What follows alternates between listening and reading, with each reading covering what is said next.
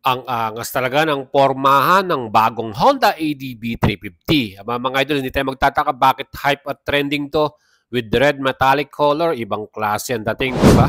May presyo nga pala ito ng 306,000 Nice. para sa cash payment at lang kayo ng 3 years LTO registration.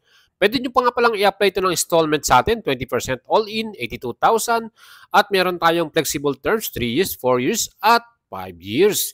Ganun kababa ang ating monthly pay.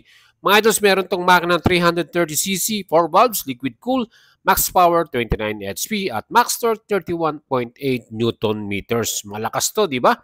Total weight nito ay 188 kilograms at ang fuel tank naman to may capacity na 11.7 liters na meron naman 30 km per liter na consumption. Equip pala ito ng dual ABS at traction control at meron din tong full LED lightings from headlight at ating taillight.